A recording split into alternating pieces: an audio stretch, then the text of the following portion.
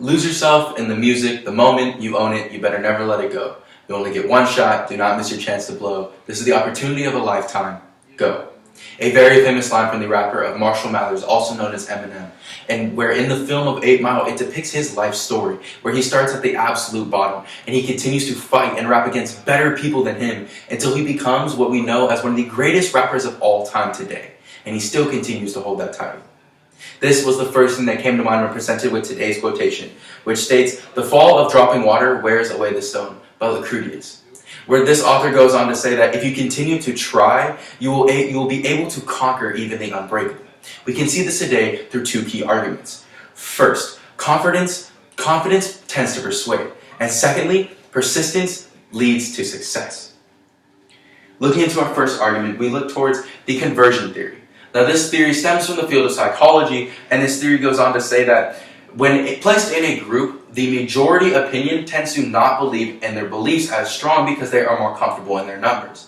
But when the minority opinion comes in, this minority opinion tends to be much stronger in their belief. And because they are much stronger in their belief, they begin to persuade the majority. And since the majority has that numbers cushion and they do not believe in their cause so much, that majority opinion, because of their confidence and the strength that they have in their belief system, they begin to persuade the majority, ultimately leading them to their side, changing their opinion drastically despite the numbers game.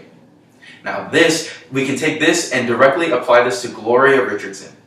Gloria Richardson was a civil rights movement leader in the 1960s.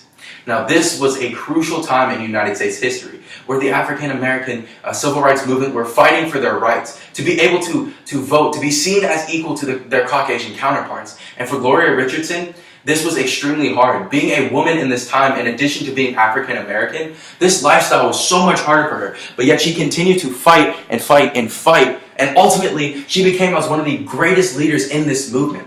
There's a picture depicting her standing against people, an AK-47 with a bayonet to her side, as she stands fearless. Now, being the African American minority, she was so strong in her beliefs, and being one of these leaders, she was able to persuade the rest of the world that African Americans are equal to their Caucasian counterparts. And although the system is not complete yet, and it is not 100% there, she was one of these leaders, giving the African Americans a chance to survive and to thrive in a society that ultimately oppressed them. Looking into our second area of argumentation, we look towards the persuasive argument theory.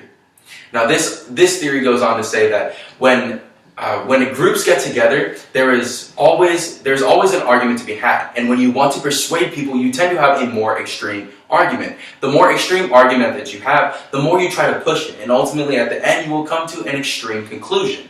But it only happens if you continue to push your argument and your belief.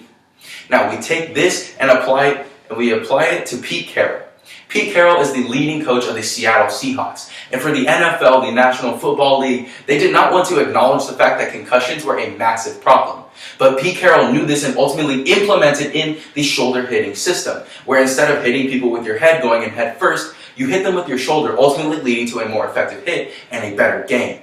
The NFL denied these claims and pushed Pete Carroll aside, saying that it was ineffective and that concussions were not a huge problem. But yet, through his persistence and his winning record, Pete Carroll became an amazing coach and ultimately pushed the league into implementing the shoulder hit system. For Pete Carroll, he was able to do this absolutely flawlessly. So today, when presented with today's quotation by Lucretius, "The fall of dropping water wears away the stone," he goes on to say that if you continue to fight, and when faced with a situation, if you continue to fight, no matter how big or how hard it may be, if you can continue to fight, you will ultimately become successful. We saw this through 2 key areas of argumentation. First, because confidence persuades. We saw this through the conversion theory and how it applied to Gloria Richardson. Secondly, persistence breeds success. We saw this through the persuasive argument theory and through Pete Carroll, how he implemented it into the NFL. So, while I may not be Eminem and while I may not be a great rapper, what I do know is that if you continue to drip and work hard at your goals, no matter how slowly they come, you will ultimately, in the end, become successful breaking away that stone.